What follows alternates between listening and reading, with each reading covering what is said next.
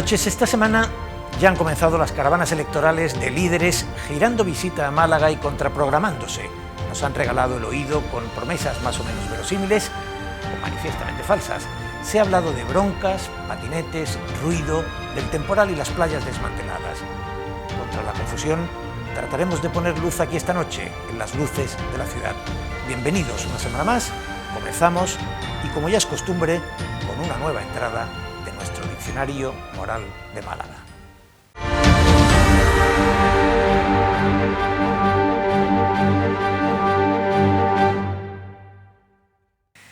La oclocracia es, etimológicamente, el gobierno de la chusma o, a otra escala, el chusmerío en el poder.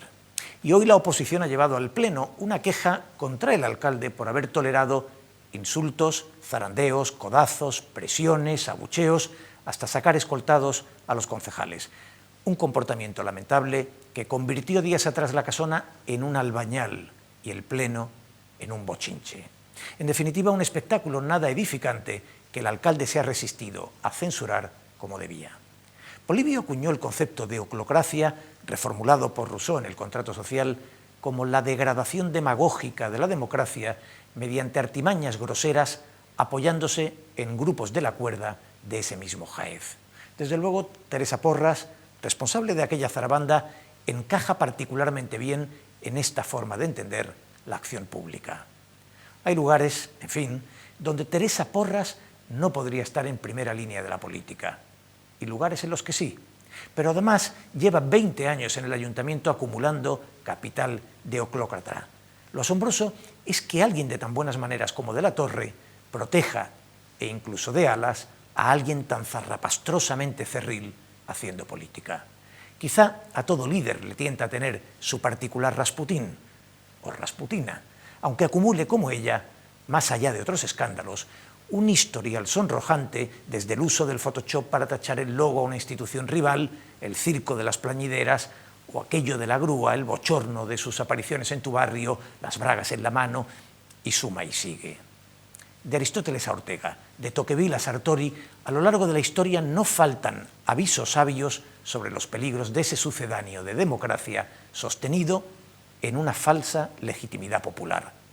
Y sin embargo, ahí sigue Teresa Porras, 20 años después, protegida en el Ayuntamiento de Málaga, donde pilota la cartera tácita de la oclocracia. ¡Qué cosas!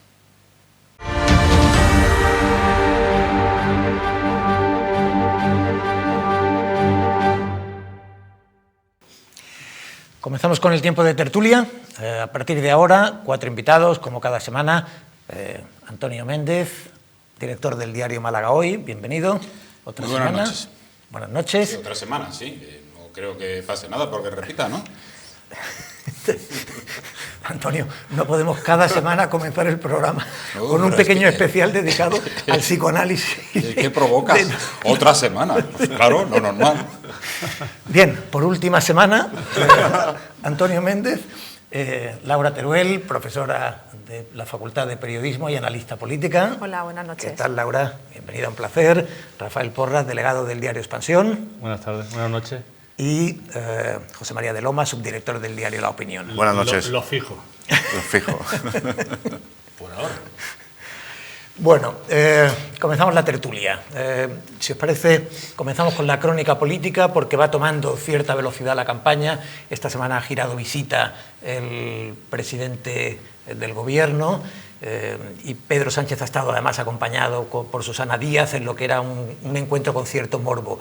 Y además el presidente de la Junta de Andalucía, el líder del Partido Popular a su vez, Juan Manuel Moreno Bonilla, contraprogramó al presidente e hizo una visita llena de promesas electorales. En fin, eso fue el lunes, pero la campaña, no sé cómo lo veis, ha tomado ya velocidad.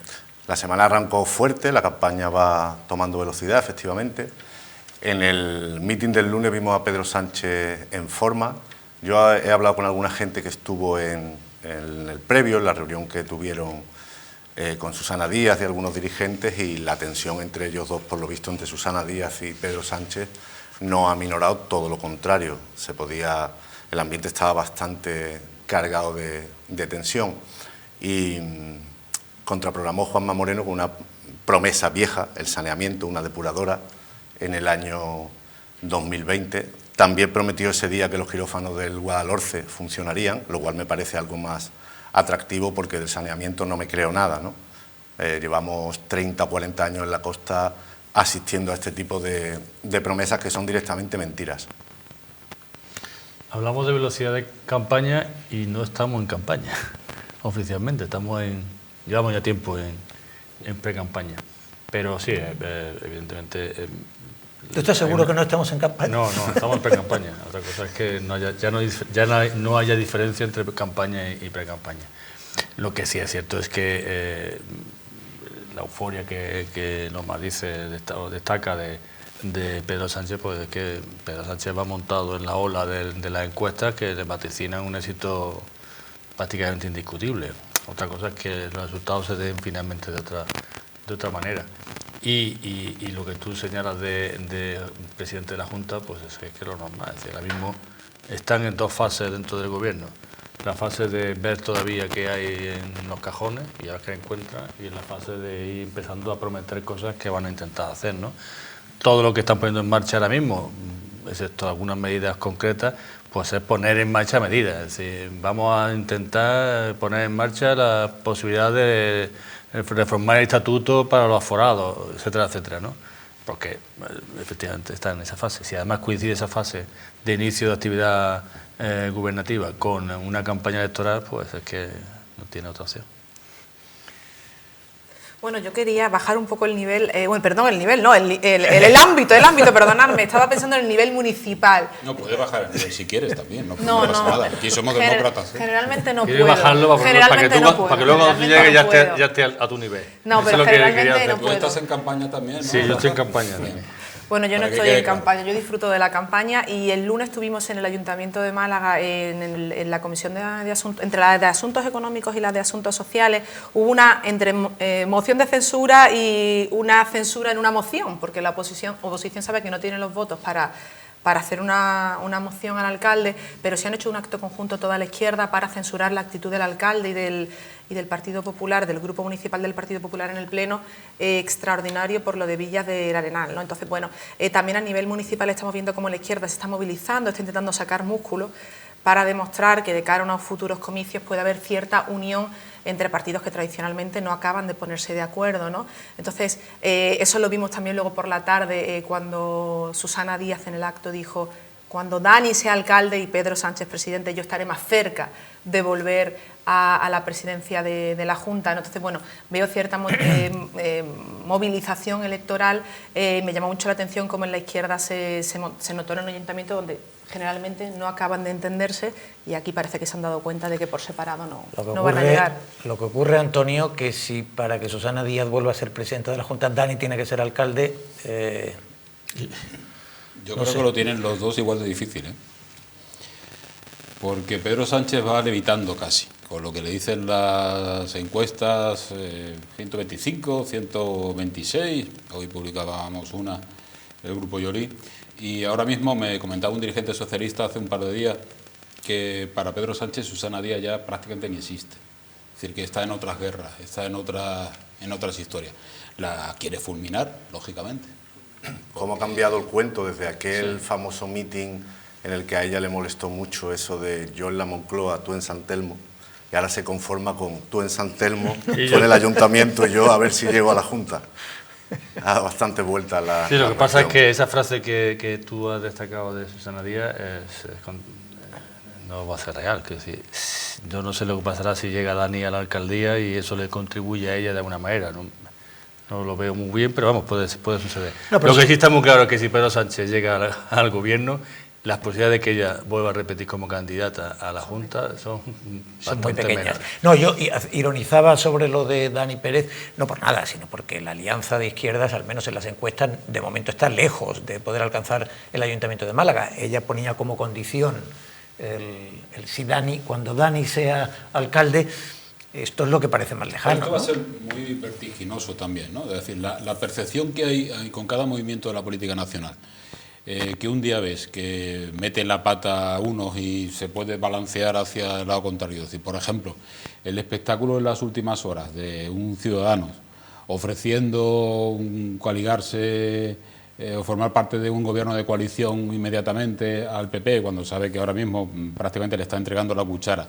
El desplante de Pablo Casado diciendo, bueno, pues tú serás un buen ministro de Asuntos Exteriores, el otro indicándole luego, en fin, ya desabrido y tirando de ironía, bueno, pues tú a lo mejor de universidad. Es decir, que la derecha ahora mismo está en una situación tan desconcertada que no sé hasta qué punto al final esto va a suponer que Sánchez siga aumentando en la ola, ¿no? Es que se está erigiendo, ¿no?, al final como el gran moderado casi, porque los demás partidos están jugando a radicalizarse tanto que él está un poco en las el medidas centro. Incluso que se aprobaban las últimas horas, ¿no? El paquete de medidas, que a ver, ¿quién las puede discutir? 30.000, que tengamos una oferta de empleo público de 30.000. Claro, bueno, eso mañana, ¿no? Está hoy reunido con los sindicatos, que tengamos, venga, dentistas gratis. Lo puede discutir, lo puede mínimo, discutir quien se dedique a hacer las cuentas de lo que cuesta eso. Bueno, eso será la derecha y de momento las cuentas llegarán después, pero tú te presentas ante el electorado de izquierdas, que además lo has perdido en los últimos años, porque la socialdemocracia ha tenido una crisis tremenda, no solamente en España, sino en Europa, porque no ha sabido dar respuesta a la gran recesión, a la crisis europea o a la crisis mundial que hemos sufrido, y ahora de pronto medidas sociales de esta índole, no, fuera discurso de Cataluña, fuera otra historia, ¿no?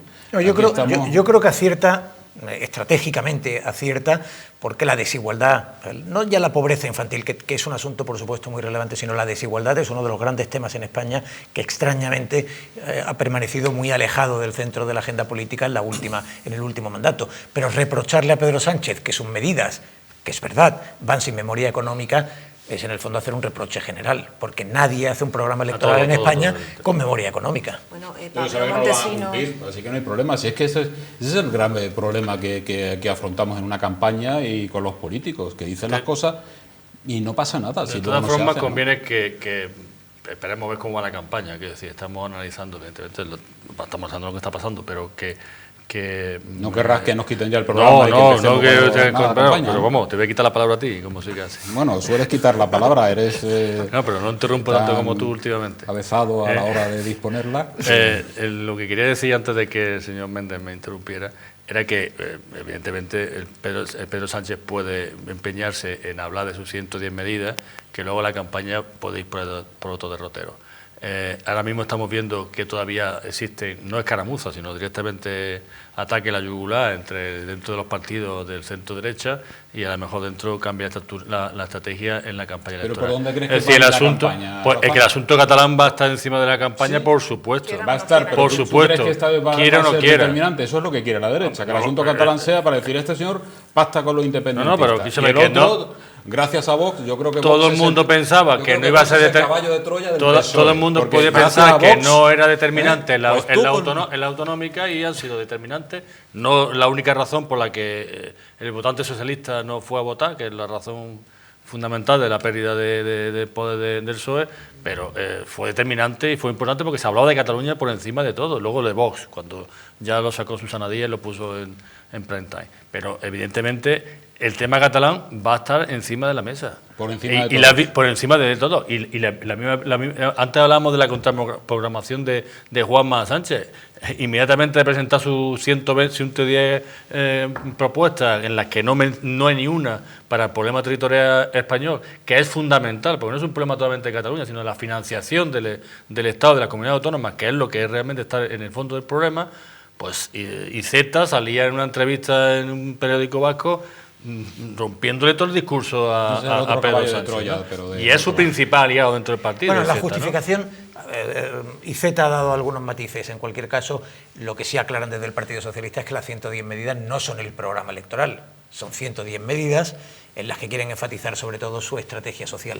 No sé, en cualquier caso, si de las promesas de Moreno Bonilla en la ciudad el otro día, o en la provincia, porque incluye la depuradora, pero también qué énfasis en los accesos al parque tecnológico y el metro, ¿no? Parece que claramente ¿El metro o el cercanías? Porque Y en el hospital. me y en el tiene tercer hospital. de una confusión. Van a llevar ambos, ¿no? Ahora la novedad es que van a llevar ambos. sí, Y ¿no? Pablo Montesinos prometía también, Pero si como tú has tienen- dicho, sin ningún apoyo o sin clarificar económicamente cómo se haría el recorrido del cercanías al parque tecnológico, ¿no? A mí realmente, que además me ha tocado vivirlo cerca muchos años, me parece que uno de los grandísimos problemas que tiene Málaga y que no se han planteado realmente con seriedad y con una perspectiva a largo alcance ni la Junta, todos los años que ha estado el Partido Socialista, ni el Gobierno, ¿no? Y ahora llega Pablo Montesinos, que parece que va a descubrir algo nuevo y lo anunció el otro día, ¿no? Bueno, Así Pablo Montesinos va a descubrir algo probablemente nuevo. para él sea nuevo. Málaga. Tiene razón, Sí, tiene sí, razón. sí, ya está Entonces, no es exclusivo del PSOE el hacer promesas Pedro Sánchez electorales se sin ninguna... interesó mucho el otro día por el PTA y le preguntó a varios dirigentes malagueños por el... Pero le abrieron por un lo carril que Por los para salir, accesos. Sí, Por los un carril accesos. para Sí, salir, no, creo. él llegó rápido, él no tiene Claro. problema. A las 5:30 y a las 6:15 Que estaba en además el que es Picasso. la noticia con la que abren todos los informativos radiofónicos por la mañana. Caravana, tráfico espeso, tráfico... Bueno, Pero quiero decir que se interesó bastante por lo Eso- que eso representaba pasa la por- economía malagueña y le explicaron. Y Eso le- te pasa por madrugar y escuchar la radio por la mañana y entonces te una enteras. costumbre que tenemos. De todas maneras, hay que diferenciar entre las promesas de Montesinos o de cualquier candidato en una campaña de la promesa o de los compromisos que adquiere un presidente Gobierno. de gobierno. Es decir, en este caso, el presidente de la Junta ha dicho se va a poner en marcha la depuradora y además va a estar terminada el 20. 2022, creo. Bueno, o sea, Sí, exactamente. 20 las obras, ¿no? 20 las 22. obras y en el No, 20 en 22. fin. Bueno, No digo porque No, no. así va a incumplir la Está promesa, seguro. Está muy bien tus precisiones porque se ve que era un hombre Gracias. informado. Ahí tenía un compromiso, claro. Lo de Montesinos, como cualquier otro candidato, puede decir, quiero llevar el tren a Marbella. Pues claro, pero sabemos pero que no lo va a llevar. a mí me Ahora, gustaría si introducir, efectivamente, pero si en Rafa el no va a 20, dejar en la si en el tertulia. 20, si en el No, 20 imposible. no están licitadas las obras, pues ya es un incumplimiento al que se le puede reclamar al presidente de la Junta, que son distintas. Así que No sé si el matiz lo has captado o no. lo he captado, pero estoy hablando de otra cosa. El tema del metro y el cercanía, ¿no? con el parque tecnológico. Es decir, a mi juicio aquí ha habido un grupo de vecinos de un barrio, liderados por una persona, por un dirigente, que ha conseguido que el metro no llegue al hospital civil. Vecinos que además lanzaban como pancarta, no, el metro al PTA. Bueno, ¿y ustedes quiénes son para decir dónde tienen que ir los metros o los transportes o la infraestructura en Málaga? El metro no puede ir al PTA, entre otras cosas, porque el metro tiene una capacidad de 220 pasajeros. Creo que ahora mismo el PTA tiene el orden de 20.000 trabajadores, con un cálculo de que dentro de 10 años podamos llegar a 40.000. ¿Cuántos metros habría que poner para poder evacuar o dar salida en horas punta, que es cuando se entra y se llega? Además de inutilizar todas las vías, todos los trayectos en todo el recorrido, es decir, hospital, universidad y demás. Con lo cual el metro No es la solución. no es la solución, pero ha sido la solución a la que se engancha para algo que seguramente tampoco era muy oportuno. Hacer un metro al civil en superficie pues puede tener una cierta complejidad. Yo soy desde luego partidario de los transportes públicos y de las infraestructuras públicas, cuanto más mejor, y desde luego no computarlos porque se pierden una serie de aparcamientos o en doble fila, ¿no? Entonces, ese debate me ha resultado gracioso que el señor Montesinos introduzca ahora lo del cercanías, porque la Junta y el Gobierno central, es decir, que a los que tenemos que reprochar el desastre de las obras del metro, la Junta socialista, a los que tenemos que reprochar el desastre de las obras del metro y lo que ha pasado, si han sucedido una serie de años diciendo, no, primero un metro, no, el metro no, pues entonces el cercanías, que tiene que hacerlo el Gobierno central. Volvemos a estar en el mismo debate y mientras tanto los problemas del PTA, ¿no? Bueno, en 2013 también el Ayuntamiento se sumó especialmente a la polémica cuando aprobó llevar el tranvía o metro en superficie al civil, y ahora el alcalde se ha vuelto a desdecir, o sea que aquí repartimos culpas, ¿no? Bueno, pero la principal, desde luego, es de quien tiene la gestión del metro, y en este caso es del Gobierno andaluz, ahora al frente de una coalición de derecha, y hasta hace muy poco del PSOE, que ha sido quien ha gestionado pues la eternidad de obras que llevamos. Algo han con el metro. debido, Pero es que algo han debido de entender con claridad sobre la vacuidad de sus discursos sobre el metro y lo remoto que resulta el cercanías, cuando rápidamente han recogido velas y están hablando de accesos por viarios al PTA. Vamos a ver, el coche está un poco demonizado, ¿no? Pero al PTA es un sitio al que también hay que llegar en coche, y sobre todo hay que llegar en coche. Si está muy bien que llegue el metro y todos los transportes públicos, menos el patinete, que somos incapaces de regularlo, pero es que hacer buenos accesos, accesos que puedan absorber el volumen de tráfico, accesos nuevos, es que no es tan difícil. Es una cuestión de echarle dinero, cierta imaginación, porque es un sitio al que muchísima gente, por donde está situado, va a ir en coche y debe poder ir en coche. Sí, sí. A la pregunta que tú has planteado de cuántos vagones hay que llevar y tal, pues un político te contestaría que lo que hagan falta. Y te dirían falta, ¿no? Pues exactamente, es decir, es que no es el caso del PTA no es un caso insólito en el panorama urbanístico y de movilidad. Málaga tiene un metro ligero. La que diferencia de un metro ligero a un metro pesado. Que conste que no he llegado ni siquiera a comentar pues, cuando... Claro, pero es que... el caso de PTA no es un caso insólito en la movilidad, como se llama ahora, urbanística. Evidentemente hay soluciones para resolver eso, por supuesto, que valen dinero. Y que los políticos, pues uno u otro, en una determinada ocasión, uno y otro, pues no entran dentro de sus prioridades. Pero efectivamente, como dice Loma, allí hay que mejorar los accesos por carretera, hay que aumentar la periodicidad y la cantidad de servicios públicos de transporte, y todo eso vale. Es decir, el cercanías vale, y que llegue el tranvía o el metro allí también vale. Bueno, todo eso, porque tú tienes que darle respuesta a eso. Una sola actividad, una sola intervención no resuelve el problema. Lo que parece claro... Vale también, y vale 4.000 o 5.000 millones, y a ver si tú y yo vamos a ver el tren a Marbella. Bueno, tú construyes muy barato, ¿eh? O 6.000, ¿no? Yo creo que eran 5.000. Bueno, lo que parece claro, en el fuego cruzado de Rafael Porras y de Antonio Méndez, lo que sí que parece claro es que el parque tecnológico, que ha sido siempre uno de los mantras que han sido invocados por todos los dirigentes políticos, hay que invertir en el parque tecnológico, es una apuesta, hay que romper el monocultivo, hay que hacer, digamos, diseños estratégicos que vayan por la tecnología, etcétera, es absolutamente indecoroso que el parque tecnológico tenga los accesos que tiene y sus trabajadores se enfrenten cada día a los colapsos de la dimensión que se enfrentan. Y por más parches que se pongan, no hay condiciones para que sean de otra manera. De ahí que me parece que es muy sensato por parte de los dirigentes políticos que empiecen a hablar de los accesos al PTA. En cualquier caso, otra de las promesas que hizo o que se han hecho esta semana tienen que ver también, o de los compromisos electorales, si quieren, con el auditorio. Pero si les parece, hacemos una pequeña interrupción. Es el momento del traje ignífugo para oír el Ars de Troya.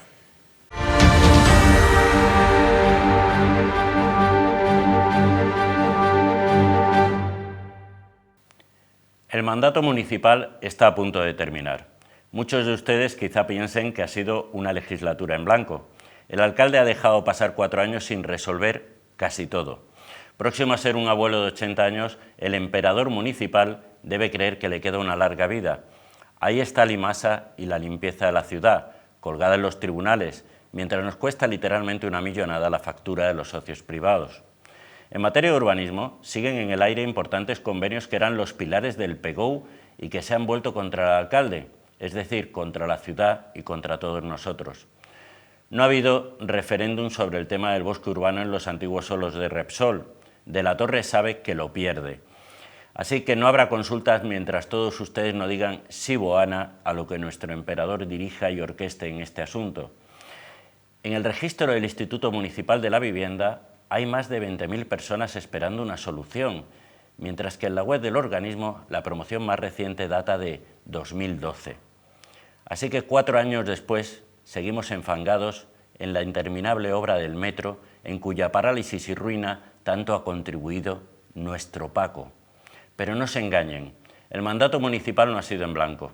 El emperador ha conseguido arrasar Villamaya, la casa de Porfirio Esmerdú, y está a punto de hacerlo con el palacete de los condes de Benavís, la Mundial. Así que demoliciones de la Torre o Paco Piqueta, como se le conoce en las redes a nuestro Buteflika particular, no se va de vacío. Ahora el emperador Paco vuelve a la calle. Le toca salir con el traje electoral que él mismo se ha hecho durante 4 años. Está confiado en que lleva los mejores ropajes. Muchos a su alrededor seguirán incluso alabándolo, hasta que un niño entre la muchedumbre grite: «Pero si va desnudo», y ya será tarde.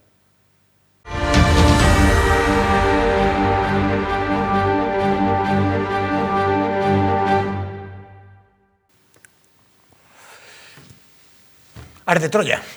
En fin, Curro Troya, desde luego, es capaz de hacer arder cualquiera de los temas que toque. En cualquier caso, es una opinión muy respetable, que le representa a él y que tal vez no al resto de miembros de la mesa. No, huele a chamusquina, desde luego. En fin, todavía se ve aquí el poco incienso, ¿no? Bueno, me parece bien, un periodista no está... ¿Crees que le cae bien a Curro Troya a Francisco Latorre? Bueno, cada Al cual, emperador. las opiniones son libres, los hechos son sagrados. A mí lo que me importa es que cuando alguien da a conocer un hecho, no mienta. Cuando da una opinión, si a él le parece que Paco de la Torre merece el calificativo de Buteflika, debo decir que a título personal me parece un calificativo desproporcionado, independientemente de que coincida con alguno de los argumentos que ha dado, absolutamente. Paco de la Torre, u Opaco de la Torre, como en algún momento se le ha conocido, seguro que tiene muchos reproches que hacerle. Él ha planteado de nuevo la cuestión del auditorio, la planteó al final del año anterior, interpeló a la Junta de Andalucía. De hecho, el discurso de la Junta de Andalucía era auditorio sí, pero moderando, digamos, la ambición. El alcalde, en principio, fue muy beligerante con esa toma de posición de la Junta y, sin embargo, la nueva Junta de Andalucía del Partido Popular parece que coincide con la anterior. Claro, estamos ante un fin de época municipal que coincide con un inicio de época andaluza y bueno, pues se van a intentar conciliar posturas que habían sido contradictorias hasta ahora. El alcalde ha pedido hoy al ministro de Cultura que el auditorio se haga con la grandiosidad con la que se planteó en 2007. 2007, época de bonanza económica en la que todo parecía ser posible, en la que Málaga en estos 10 años ha experimentado un crecimiento sin lugar a duda significativo en el ámbito cultural especialmente, y movidos en esa ola el alcalde pues tenía la ilusión de volver a reavivar un proyecto que a todas luces parece complicado en la época en la que nos hallamos, ¿no? El ministro parece que ha dicho que hay que redimensionar la magnitud del auditorio, del proyecto, pero que Málaga, a pesar de ser una ciudad grande, el auditorio que se diseñó en 2007 ya está fuera de toda realidad presupuestaria, y ahora se va a encontrar con que la Junta está en esa misma dinámica. Yo creo que sin lugar a dudas Málaga se merece y necesita un auditorio, porque cierto tipo de eventos se tienen que realizar en la feria, al aire libre, y no tiene un pabellón cubierto que los acoja en condiciones, conciertos, pero con la realidad económica que nos encontramos en 2019 con cierta austeridad, ¿no? Pero bueno, entra dentro del estilo de nuestro alcalde, o yo creo que propio de cualquier alcalde, intentar pedir grandes proyectos para la ciudad. A mí lo que me parece ya casi una tradición es que esto se haga en época electoral para marcar lo que va a ser el próximo proyecto estrella del alcalde que aspira a seguir gobernando a pesar de su longevidad en el cargo. Yo creo que el auditorio fue en época de bonanza una necesidad, en época de crisis un lujo, y ahora finalmente está polarizando bastante el debate en la ciudad en cuanto a equipamiento, en cuanto a nuevas promesas. Yo creo que el ministro se resiste a que sea el proyecto original, quiere empezar de nuevo, quiere quitarle ambición y butacas y capacidad y magnitud y presupuesto. Y contra eso hay que luchar, pero es verdad que también son un poco castillos en el aire. No estoy yo muy seguro de que esa obra se vaya a acometer en un tiempo breve. Es muy necesaria para acoger acontecimientos, no solo musicales, para acoger una gala de los Goya, por ejemplo. Efectivamente. Bueno, es que en este momento en Sevilla, sin ir más lejos, ahora hay un gran evento mundial de turismo que quizás podríamos especular que el lugar lógico hubiera podido ser Málaga, pero Málaga no tiene ningún espacio donde puedan venir varios miles de invitados. Obama participa en este evento. También en otoño irán a Sevilla los MTV, los premios MTV Europa. Hemos visto con la gala de los Goyas. Es decir, Rafa, está claro que Málaga en ese sentido se ha descolgado. Este es un proyecto sobre el que no sé qué opinión fija tener, ¿no? Me voy a explicar si no me interrumpe. Ya te está poniendo el parche antes. Voy a intentar explicar a pesar de todo. Es verdad que el proyecto del 2007 con Magdalena Álvarez, de ministra de Fomento, que había dinero para casi todo, era muy ambicioso, pero yo creo que ese tipo de proyectos deben ser ambiciosos. Es decir, tú has señalado por qué se va a hacer en Sevilla esos acontecimientos, y es porque hubo una ampliación del recinto ferial absolutamente ambiciosa. Y es grandísimo aquello, y claro, se pueden acoger eventos. No se cogen tanto, porque a finales de año se cogen 2 o 3 de esa magnitud, pero tienen la posibilidad. Entonces, cuando nos enfrentamos a un proyecto como tan deseado en la ciudad como un auditorio, conviene no ser cicateros de principio. Eso no quiere decir que nos vayamos a unos presupuestos como los de aquella época, que ahora mismo probablemente sean inasumibles, ¿no? Y por eso decía que no tengo una posición muy clara respecto a eso. Yo creo que efectivamente es bueno tener una ambición para tener un recinto importante y que sea muy versátil, que sea polivalente para que pueda albergar tanto la ópera o música como otros acontecimientos, pero si está fuera de foco económico, pues evidentemente es más complicado, pero de principio hay que ser ambicioso. Yo no tengo los elementos técnicos, aunque algunas conversaciones hemos escuchado, incluso compartiéndolas con los que aquí estamos presentes, sobre cuál es el problema económico del auditorio, el cajón de la ópera, que es lo que dispara los precios en vez de ser un auditorio pues para música, para orquesta, ¿no? Es la ambición de poder tener el tema de la ópera. Evidentemente, si estamos hablando de aforos y los ejemplos que tenemos son estos, pues no podríamos conformarnos con 1.600 o 1.700 localidades, estaríamos en el mismo problema. Tendríamos un auditorio y volveríamos a estar escasos de recursos en el momento en que hubiera algún tipo de acontecimiento. Pero, bueno, ¿por qué no se ha podido...? ¿Por qué ponemos una torre, un rascacielos en el puerto, se va sobre ruedas y no se ha pensado a cambio que los privados nos hubieran financiado la mitad de un auditorio, por ejemplo? No sé, puede haber muchos recursos, ¿no? ¿Por qué renunciar siempre a tener un gran proyecto en Málaga y sin embargo tener otros proyectos que vamos a tener y que nos van a aportar muy poco, ¿no? En cualquier caso, hemos mencionado los eventos que son relevantes, tener una gala de los Goya o tener los premios MTV, naturalmente para cualquier ciudad es una oportunidad y una fuente de ingresos, pero cuando hablamos de un auditorio hablamos fundamentalmente de un espacio cultural que tiene la capacidad de hacer una programación ambiciosa que incluye también ópera. Pero hay que alojar en algún lugar, por ejemplo, la Orquesta Sinfónica de Málaga. Es decir, es que también el Teatro Cervantes en este momento acoge festival de cine, festival de teatro, orquesta sinfónica, ópera, carnavales. Exaltación de la saeta. Es evidente que el Teatro Cervantes no puede contenerlo todo, pero además de que no puede su agenda, es un espacio inadecuado para algunos eventos.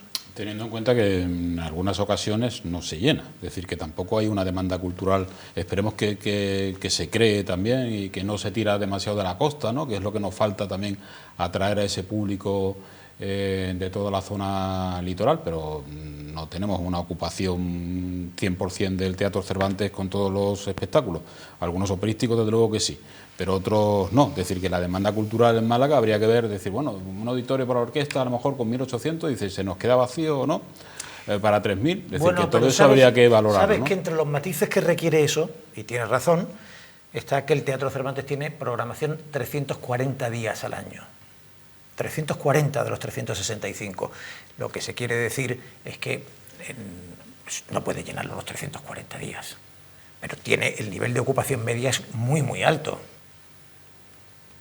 Sí, la discusión sobre la necesidad de un auditorio es que está fuera. Quiero decir, yo creo que eso es discutible. Es el precio, ¿no? De lo que Entonces, al final se está no, y el discutiendo. proyecto que se vaya a hacer. Yo no sé si el proyecto que se hizo en concurso de ideas y propuestas pues puede ser adaptable ahora.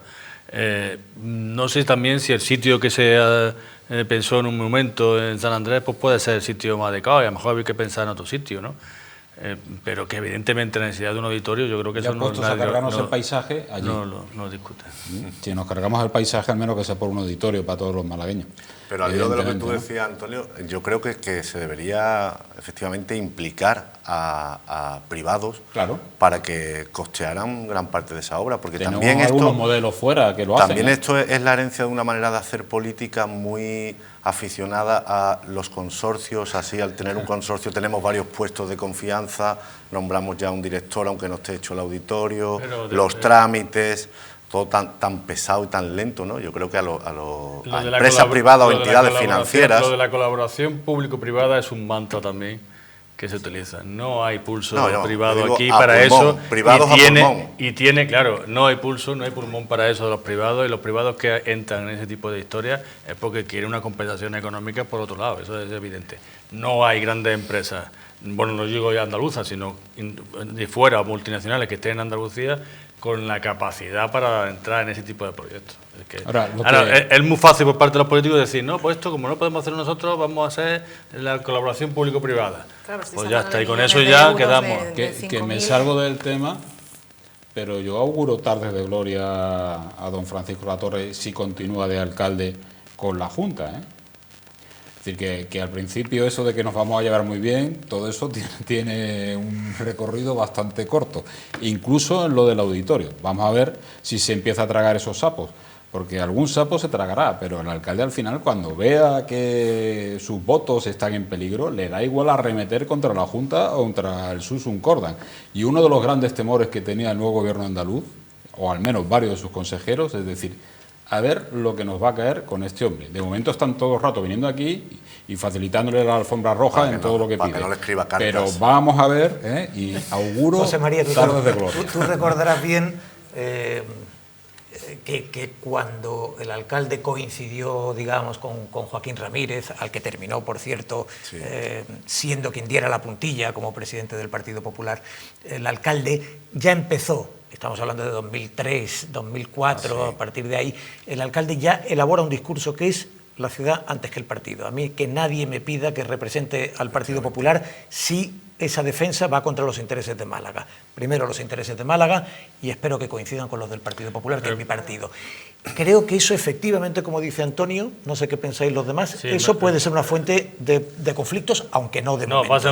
Vamos a ser una fuente de conflictos sí o sí, es decir, porque lo que tú dices, los intereses de Málaga son los intereses que el alcalde cree que son los intereses de Málaga, que probablemente no coincida efectivamente con los intereses de Málaga. Eso que tú estás remitido al pleistoceno inicial del mandato de Paco Latorre en el Ayuntamiento, evidentemente es que no es que ha tenido problemas con los consejeros y con los ministros, y los va a tener, es que ha tenido problemas con sus concejales de ese estilo, ¿no? Es decir, de no cerrar muchos de los temas. Es decir, la solución por volver casi sin querer volver a lo anterior, la solución del tranvía al hospital estaría ya resuelta si no hubiera sido por un empecinamiento que tiene un coste brutal, aparte de que efectivamente no sé si algún día lo veremos, como toda la obra del metro, que efectivamente, como tú has señalado, en parte es culpa del empecinamiento, los cambios de criterio del ayuntamiento, pero también ha sido por los cambios de criterio y por el diseño tan nefasto que de principio que viene el proyecto por parte de la Junta. Entonces, esos problemas que estamos diciendo los va a tener seguro. Pero además eso lo va a tener seguro con la consejera de Fomento, lo va a tener seguro con el presidente y lo va a tener seguro con los consejeros de presidencia. Ahí iba yo. Quiero decir que sobre todo y además teniendo en cuenta que algunos de los que más mandan en la Junta ahora son bastante aficionados a hacerle la puñeta un poco al alcalde si se puede, ¿no? Tampoco, y viceversa, exacto. De cualquier manera yo creo que lo que apuntaba Antonio es algo que el alcalde sabe rentabilizar muy bien. Y de cara a una reelección electoral y a un mandato próximo, ya no me atrevo a augurar posteriormente, él siempre ha sabido vender que defiende los intereses de Málaga por encima de los del partido, y en realidad en temas como el metro lo que esto supone es que se empantane y que no se lleva a la práctica, pero por los malagueños es percibido como un valor añadido de nuestro alcalde el poner siempre los intereses de la ciudad por encima de todo. Que yo os digo, hasta qué punto eso luego está conllevando en realidad efectividad o mejores obras o este mismo proyecto, pues no salen adelante, pero él sabe hacer del enfrentamiento una virtud porque lo presenta todo como la defensa de los intereses de Málaga. Bueno, pues tiempo habrá de verlo. Lo que es seguro es que tenemos una pequeña tregua esta primavera porque en periodo electoral no se van a desencadenar ninguna clase de hostilidades que afecten a un mismo partido y consiguientemente de aquí a mayo podemos estar seguros de que las relaciones van a ser sosegadas. A partir del verano, en el próximo otoño, desde luego habrá tiempo de ver cómo derivan esas relaciones. Nosotros hacemos una pequeña interrupción para publicidad y enseguida regresamos con algún nuevo asunto a esta tertulia.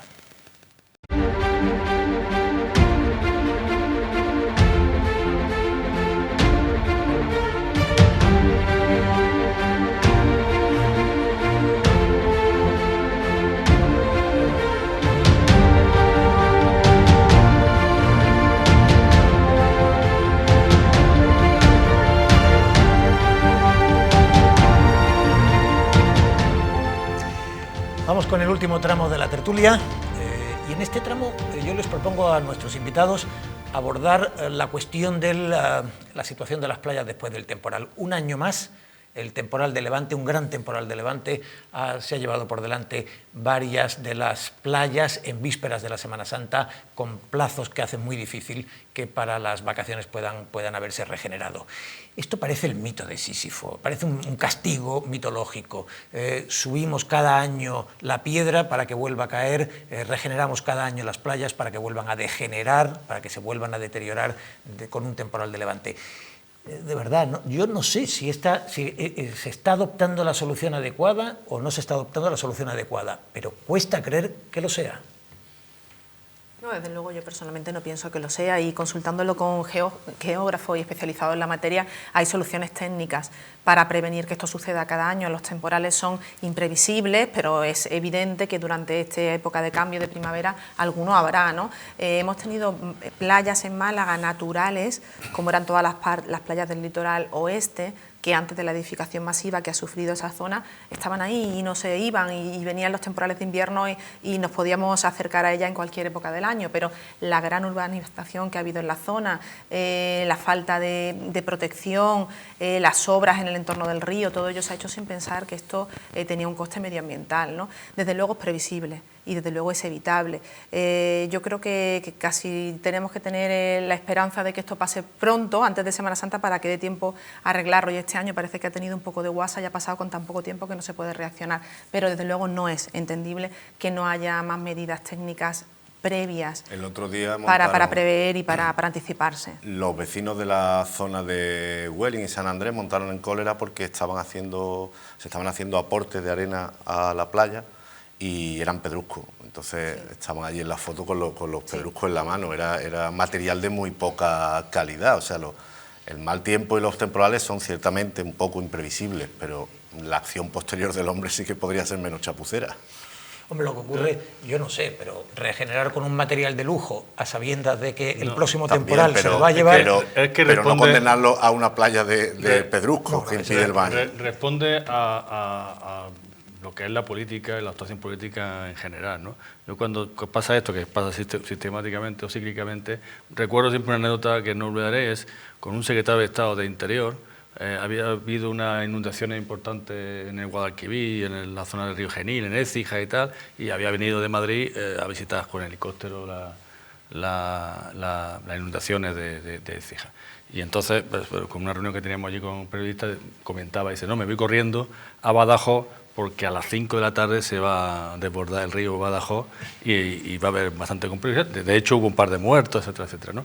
Claro, yo sorprendido de eso decía, oye, pero ¿cómo que me dice que dentro de 3 horas y no se puede hacer nada? Dice, no, es que la obra que significaría hacer, el coste que significaría hacer para resolver esos problemas, en algunos casos irresolubles, porque la construcción en los márgenes de los ríos, etcétera, etcétera, o en el litoral, como ha señalado, ya eso ya no es inevitable. Pero la obra que infraestructura que habría que hacer es tan importante que es preferible pagar cada 2 años, cada 3 años, cuando hay una catástrofe como esta. Es preferible para el Estado, para las administraciones, hacer aporte de arena, que es un coste brutal, que hacer, pues, intervenir de alguna manera en el litoral, pues con espigones, con barreras, etcétera, etcétera, para intentar resolver eso. Ni que esto fuera una zona, una provincia turística, como para tener las playas bien y adecentadas todos los años, ¿no? Por favor.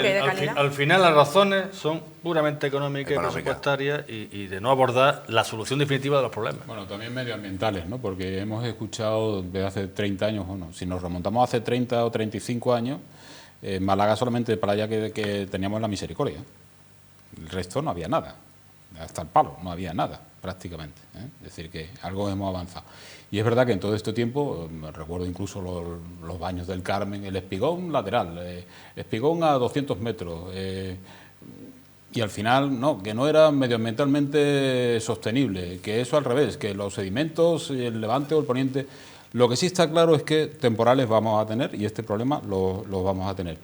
Y, por ejemplo, en este caso, porque la subdelegación del Gobierno hoy ha reaccionado mandando notas y mandando datos primero para rebajar los daños, diciendo que, bueno, que tampoco ha sido daños importantes, pero en el interior del mar, no tanto en la zona la zona costera y anunciando ya varios aportes de arena que estaban previstos con anticipación, es decir, que ya el Gobierno, como tú decías, Rafa, pues ya tiene, de hecho, computado que en el mes de marzo, abril o 15 días antes de la Semana Santa lo voy a echar. En general coinciden que tenemos el temporal en febrero y parece que llegan después como refuerzo y ahora los van a empezar ya porque estaban previstos en esta fecha, ¿no? Pero no lo sé, la verdad es que es... Ahora con el cambio climático, que tenemos claro, 5 semanas más de verano, claro, habrá que tenerlo en cuenta también. Claro, pero no debe ser la solución tampoco factible, e igual tampoco es solamente cuestión de dinero, bueno, todo puede ser cuestión de dinero. Después, en el último tramo del programa, en el debate, hablaremos precisamente de ese invierno tan seco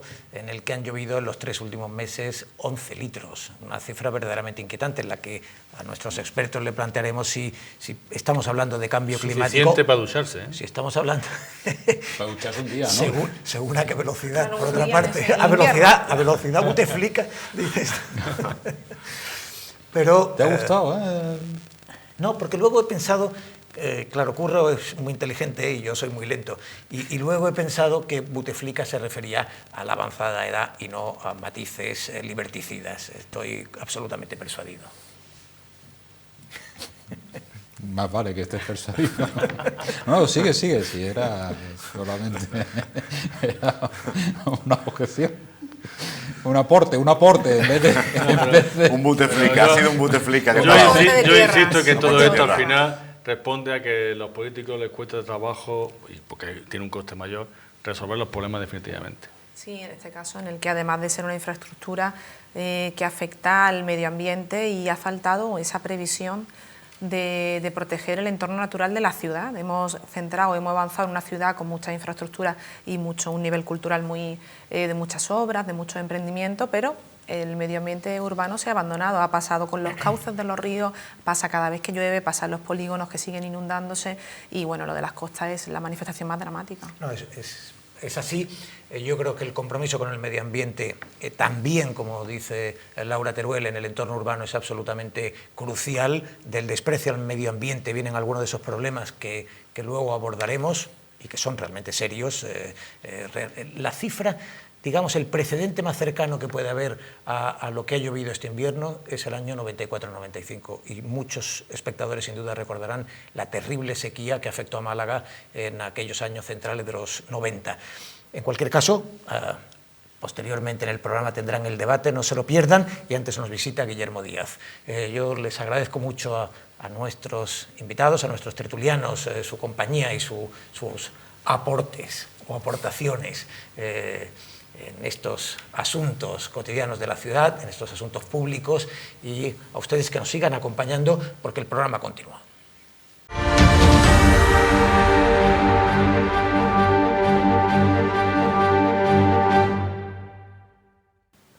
Continuamos con el programa, lo hacemos con nuestra sección Un Malagacón, en la que invitamos a alguien a compartir un vino de Málaga en esta barra, en esta taberna de las luces de la ciudad.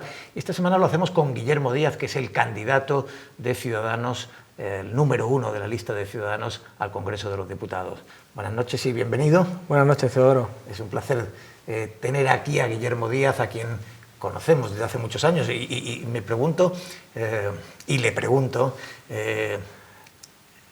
ver a un cinéfilo, a un gerente del Teatro Albéniz, un estupendo programador de cine en la arena política, es un gran cambio desde aquellos días en que le conocimos. Sí, si te parece, Teodoro, como hace mucho tiempo que nos conocemos, ¿te parece que nos hablemos de tú? Sí, parece sí, bien. Puedes, pues está permitido, la barra está... Bueno, Las barras aconsejan el tú, el aunque tú. en este caso seguiremos siendo uno periodista y otro Sí, candidato, está claro. pero encantados. Está claro. Pues sí, de hecho es impactante, porque la manera de comunicar cine, que tú también lo he hecho, la manera de comunicar arte, está sometida a menos corsés que la manera de comunicar políticas. Es mucho más permisivo el mundo de la cultura que el mundo de la política a la hora de expresarse.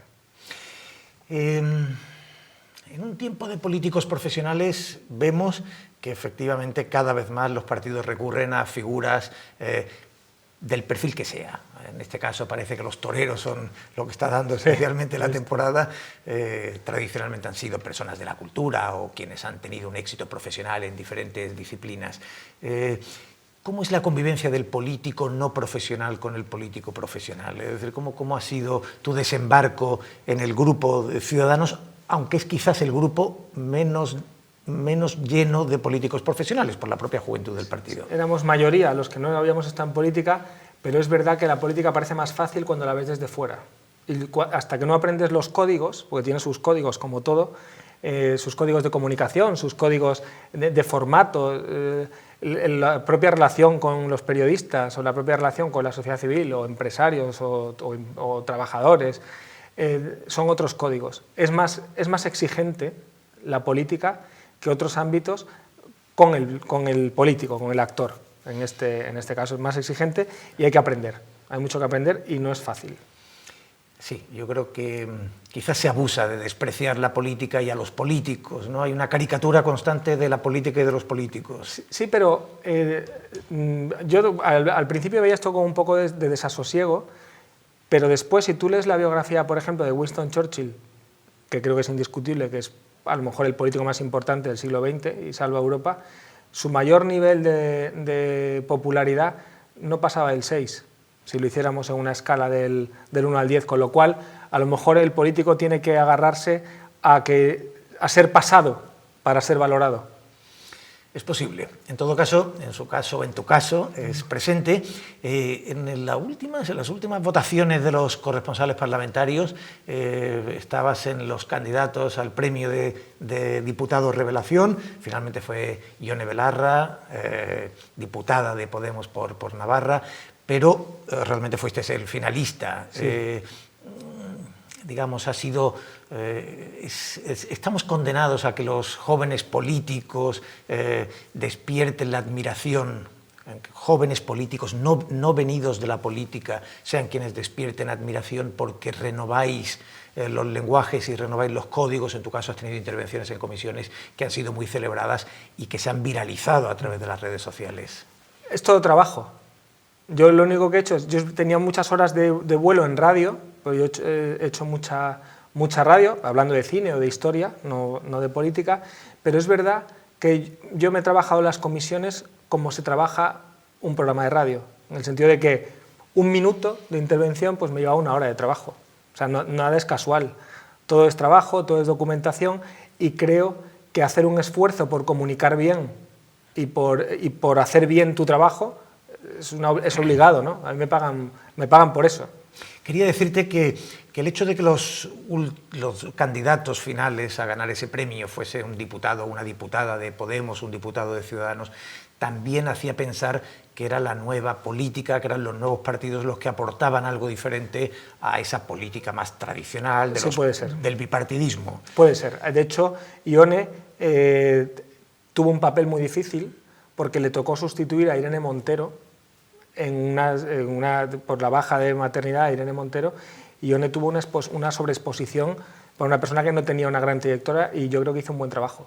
Entonces fue un premio merecido además. O sea, bueno, Ciudadanos en todo caso ha sido uno de los partidos que ha suscitado mayor simpatía en los últimos años. Se le ha visto, es verdad que es un partido de centro liberal, y el centro siempre suscita una mayor admiración porque, por razones obvias, en los extremos, los polos generan grandes pasiones, pero también grandes animadversiones, ¿no?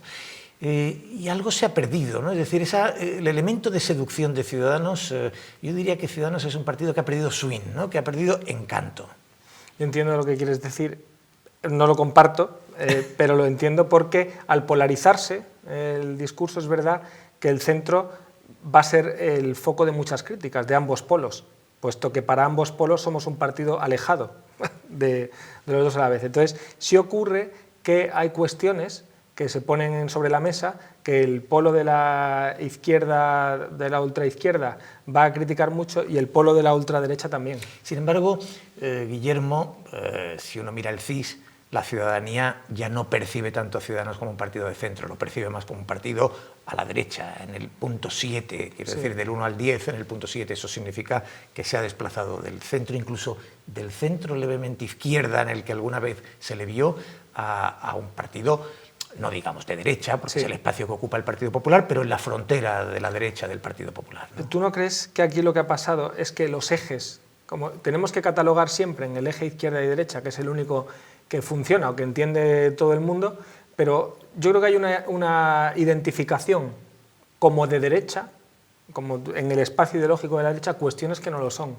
Porque a nosotros quizá esa tendencia que tú señalas venga determinada por la defensa de la unidad de España, de una manera especial, ¿no? De hecho, Ciudadanos surge como un partido contra el nacionalismo y contra la secesión. Pero es que la defensa de la unidad de España, no sé por qué tiene que ser una cuestión que derechiza a un partido. No lo creo. Yo creo, fíjate, si me permites, no creo que el antinacionalismo y precisamente vuestra posición en Cataluña haya determinado que se perciba como un partido de derecha. Desde luego hay una cosa que con toda seguridad ha sido muy determinante, y es el veto al Partido Socialista. Pero eso sí es el abandono del eje central, ¿no? Claro, pero es que ayer mismo yo creo que es el Partido Socialista quien nos echa a nosotros de ese espacio, porque ayer mismo Iceta dice que él vería un referéndum si hay un porcentaje del 65% de independentistas.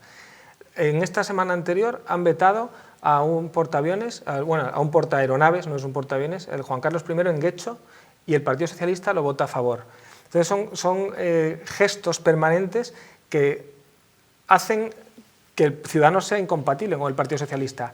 Y también me llama la atención esa fascinación de la izquierda con los nacionalistas y con el secesionismo, cuando no me parece una postura que tenga que identificarse con la izquierda. Lo que ocurre, Guillermo, que, digamos, desde un análisis frío y muy convencional, el Partido Socialista tiene dos fronteras, evidentemente la frontera central y la frontera hacia la izquierda, y esa frontera izquierda probablemente conecta también con los nacionalismos, aunque hay nacionalismos muy conservadores como el propio PNV o la vieja Convergencia, ¿no?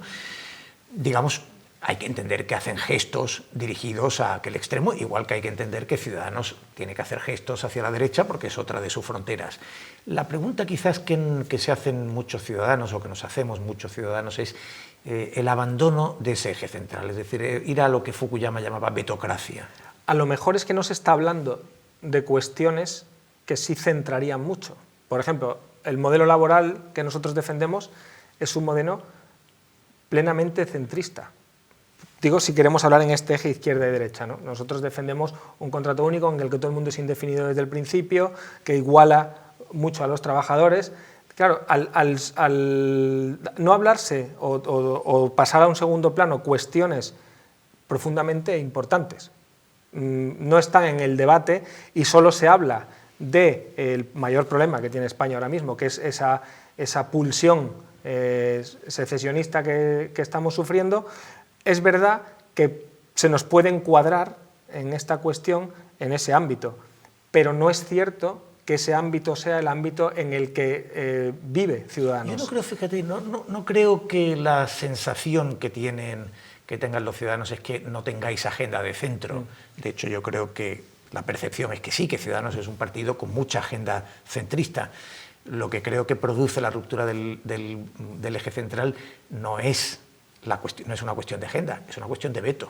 Es decir, con el Partido Socialista a ningún sitio. Claro, pero nosotros, imagínate, cuando surge Ciudadanos surge en 2006 como una rebelión cívica contra Pujol y todo lo que él significa y cómo han medrado y cómo se han hecho con toda la estructura de Cataluña.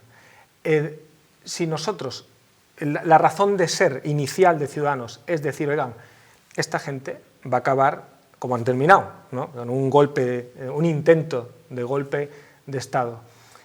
Si nosotros tenemos concesiones o tenemos un entendimiento con quien propone indultar a quienes han dado ese golpe de Estado, quien se mete en la Moncloa de la mano con quienes han dado ese golpe de Estado, o con quien bautiza Plaza 1 de Octubre que lo ha hecho el Partido Socialista en Gerona, con quienes han dado ese golpe de Estado, es que nosotros no tendríamos una razón de ser. O sea, es que es el leitmotiv de Ciudadanos. La pregunta que te inevitablemente hay que hacerte en este punto de la reflexión es, o sea, ¿tú crees que con los independentistas un partido en el gobierno tiene que cortar cualquier comunicación, cualquier posibilidad de diálogo, de entendimiento o de sumar una mayoría parlamentaria? Sí, yo lo creo. Yo creo que un partido que quiera defender la Constitución, que quiera una España de ciudadanos libres e iguales, hoy en día, en las posiciones que han tomado los partidos nacionalistas en España, es incompatible. Y el patriotismo, el querer defender a España, ¿no?, como leitmotiv central, que en el caso de Ciudadanos es, ya lo hemos dicho, ¿no?, es uno de sus grandes ejes, nos hace temer que vetar por completo incluso el diálogo con los nacionalistas. No estoy diciendo pactos ni concesiones, que de hecho creo que no ha habido en la última legislatura, salvo que tú me digas lo contrario, pero sí diálogo. Vetar el diálogo no puede alimentar esa tensión nacionalista que a la larga termine provocando un problema mayor a España. Bueno, quiero matizar una cosa entonces. Con diálogo yo entendía llegar a acuerdos de gobierno con nacionalistas o independentistas, que es lo que nosotros no haríamos bajo ningún concepto. El diálogo lo hay siempre. Es decir, yo en el Congreso he negociado con partidos independentistas o nacionalistas cuestiones que no afectan a la independencia o al nacionalismo. Yo qué sé, la ley de autónomos. La ley de autónomos salió porque, claro, hay autónomos independentistas, no independentistas, hay autónomos de otra naturaleza. ¿No cree, Guillermo, que eso es lo que ha hecho al final el gobierno? Quiero decir, no ha habido un acuerdo de gobierno, el Partido Socialista ha gobernado en solitario, pero es un partido que necesitaba hacer acuerdos parlamentarios para sumar mayorías a sus proyectos de ley, a su actividad legislativa. En definitiva, estarías coincidiendo, ¿no? No, porque un gobierno, por ejemplo, no puede tener a su representante en Cataluña hablando de indultos, por ejemplo. O un gobierno no puede decir que es normal la situación en una zona del Estado cuando a un juez le están amenazando de muerte y pintándole la puerta de su casa, o cuando las sedes de los partidos políticos constitucionalistas son atacados por la rama juvenil de otro partido y decir que eso es normal.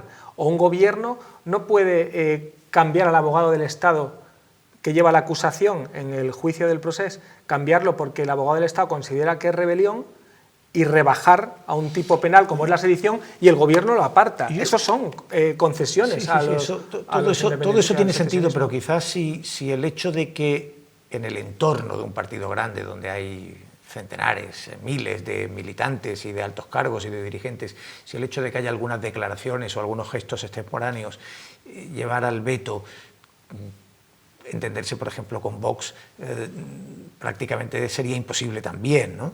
Bueno, depende de lo que se comprenda, lo que se defina como un entendimiento, porque en el caso andaluz... Sumar mayorías parlamentarias. Claro, pero, por ejemplo, el caso andaluz yo creo que es un buen modelo de lo que se puede hacer. Hombre, prefiero que gane Ciudadanos, ¿no? Que el presidente de España, prefiero que el presidente de España sea Albert Rivera a que sea Casado, pero bueno, eso lo decidirán los españoles. Pero el caso andaluz es un ejemplo de lo que se puede hacer. Se puede llegar a acuerdos para desalojar, si bien nosotros no lo hemos hecho, eso lo hizo el Partido Popular, para desalojar al Partido Socialista de la Junta, algo que creo que era sano, incluso para el Partido Socialista, a la vista de lo que se va viendo además en estos días, sin necesidad de sacrificar por ello derechos y libertades. Nos quedan un par de minutos y me gustaría preguntarte por un par de cosas. Una de ellas es, encarar la campaña en un momento delicado para Ciudadanos. En las encuestas hay algunas que dan alzas menos apreciables de las que se han visto en meses anteriores, otras incluso sitúan el tope muy por debajo de las expectativas. Ciudadanos está ahí, evidentemente. ¿Cómo encaras la campaña? Es decir, en este momento en que esta situación es delicada y en que estamos a muy pocas semanas, ¿qué vas a vender tú? Es decir, cuando tú hagas campaña, Guillermo Díaz, número 1 por Málaga, ¿qué va a ofrecer? ¿Qué va a vender? Está el eje nacional y el eje de la provincia, ¿no? Porque yo me presento a las elecciones para representar a Málaga, a los malagueños como provincia, y al resto de españoles, una vez eres diputado, representas a la soberanía nacional. Y en esos dos ejes. En uno, un proyecto de España donde la unidad, la libertad y la modernidad sean protagonistas con respecto a España, y un proyecto para Málaga en el que yo ahí sí soy un poco anglosajón, y yo he tenido abierta la oficina del diputado durante los 3 años y poco, casi 3 años que ha durado esta legislatura, en la que creo que el diputado tiene que estar abierto a la ciudadanía y recibir, que es lo que hacía yo los lunes y los viernes, de manera permanente a personas y recibir las propuestas. Yo lo que quiero demostrar y dar a conocer es que hay una manera de que el diputado no desaparezca, no se diluya y pueda recibir permanentemente esas propuestas. Sientes en la calle cuando estás haciendo este trabajo, es evidente, todo periodista sabe que Guillermo Díaz ha hecho ese trabajo realmente, ha estado aquí los lunes, los viernes y ha estado en contacto con los ciudadanos. ¿Sientes que esa simpatía extraordinaria que suscitaba el Ciudadanos de hace 4 años ha cambiado? Bueno, yo he notado, como venían a cuestiones concretas, normalmente cuando vienen a verte no vienen a verte para decirte si te van a votar o no, vienen a contarte pues si el embalse de la Concepción tiene este problema o no. Muchas veces también venían a cuestiones que no eran de competencia nacional, pero bueno, lo derivas a donde sea. Yo he notado, por una parte, cierta orgullo herido, porque la gente ha subestimado el cariño que los españoles tienen a su país, sin abstracciones, es decir, a su libertad y a sus derechos. Ahí sí he notado un orgullo y un daño que se ha producido en la gente, y he notado, sí se nota una cierta polarización en las opiniones. Y una última pregunta. Vaya, Ciudadanos en Málaga está muy entretenido el partido de un tiempo a esta parte. Sí. Hay la marcha de Sitjar, esa sensación de que el propio Albert Rivera no quiso confirmar a Juan Casá como candidato a la alcaldía, da la sensación de que el bálsamo de Ciudadanos, al menos en Málaga, se ha perdido y que en el partido hay ya no solo mar de fondo, sino marejada. No tanto. Mira, Gonzalo quería irse y nosotros queríamos que se fuera, con lo cual hemos ganado todos en ese sentido. Y es que Albert Rivera no tiene que confirmar a Juan Casá. Esa pelota estaba en otro órgano del partido, y es lo que Rivera no quiso en ese momento, meterse en una cuestión que está había otro órgano del partido haciéndolo. Yo creo que Juan Casá ha hecho un buen trabajo, y creo que Juan Casá podría ser un buen alcalde de Málaga. Con eso creo que te digo bastante. Sí, es un verbo condicional, quizá. Bueno, con ese quizá y con esas expectativas electorales, que nos queda una primavera muy dura a los periodistas, pero sobre todo nos queda una primavera dura a los candidatos. En fin, te deseamos lo mejor y que vaya todo muy bien, y en fin, mucha suerte, Guillermo. Muchas gracias, Teodoro. Gracias.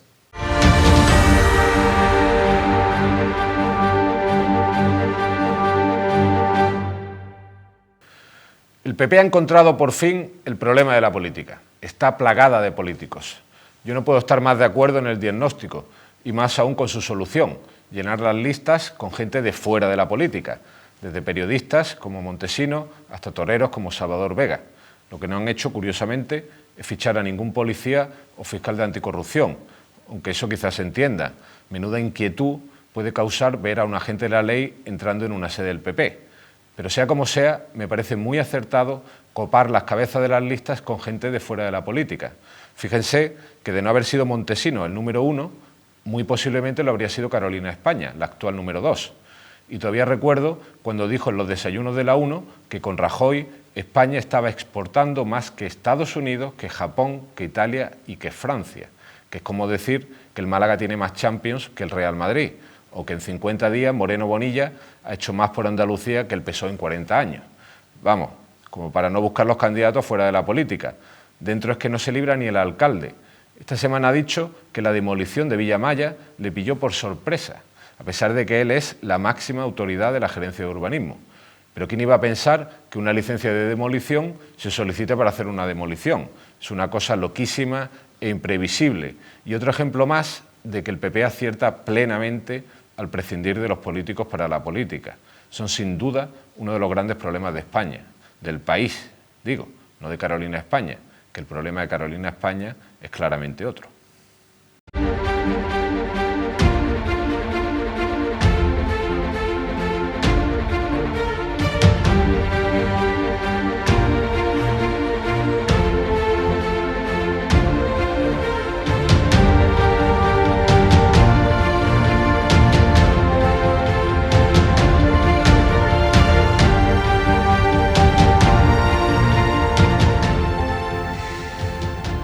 Vamos a la última parte del programa, nuestro cara a cara, nuestro debate o nuestro diálogo en el que dos expertos nos iluminan en estas luces de la ciudad sobre algún asunto que ha provocado desconcierto, incertidumbre, que ha sembrado dudas entre la ciudadanía. Esta semana hemos leído que el invierno en Málaga ha sido el más seco de la historia, el más seco al menos desde que hay una serie histórica registrada, que es el año 1942. Desde entonces no había habido un invierno con menos lluvia, solo 11 litros registrados. Realmente es una cifra inquietante, o a los profanos nos resultará desde luego inquietante. La pregunta que les hacemos a nuestros expertos, José Damián Ruiz Sinoga, catedrático de Geografía, bienvenido Pepe Damián. Buenas noches. Gracias. Y José María Sánchez Laulé, que es el director del Centro Meteorológico de Málaga. Buenas. Bienvenido. La pregunta que les hacemos es, este invierno tan seco, que probablemente es indiscutible que ha sido muy seco al ser el de menos lluvia en toda la historia registrada, ¿este invierno tan seco nos lleva al debate del cambio climático o simplemente es un extremo de un clima de por sí tendente a los extremos como es el clima mediterráneo? Cambio climático, clima mediterráneo invernal. José María. Cambio climático. No es un hecho aislado, es decir, últimamente en todas las latitudes medias estamos teniendo fenómenos extremos, tanto meteorológicos del tiempo como climatológicos, y es achacable, la mayoría de los científicos piensan que es debido a la amplificación ártica, que es, digamos, una subida de temperatura el doble de lo que está ocurriendo en la Tierra, debido a la pérdida de hielo marino en el Ártico. Esto hace que se produzca, que repercuta en la circulación atmosférica de las latitudes medias, generando tanto fenómenos de sequía como de inundaciones, como hemos tenido también en octubre, como frío de pronto que invade buena parte de Europa y buena parte de América, como calor en verano. Fenómenos extremos producidos por, parece ser que el acuerdo que hay entre los científicos, por la amplificación ártica. O sea, que aquello que llamaban el efecto mariposa, una mariposa bate las alas en un extremo del mundo y provoca un huracán en otro, sencillamente lo que nos está diciendo en resumen es el deshielo en el Ártico es responsable de la sequía invernal aquí. Efectivamente. Sí, y a eso hay que añadir unas condiciones muy especiales que son las relativas al factor mediterraneidad, ¿no? Que es otro añadido más, ¿no? Con lo cual sería mediterraneidad en un contexto inequívoco de cambio climático que derivado precisamente de la fusión del hielo, lo que está generando es pues una sucesión de eventos extremos. Es decir, justamente hace 6 meses estábamos hablando de una situación de sequía parecida a la que ahora mismo se está hablando de nuevo.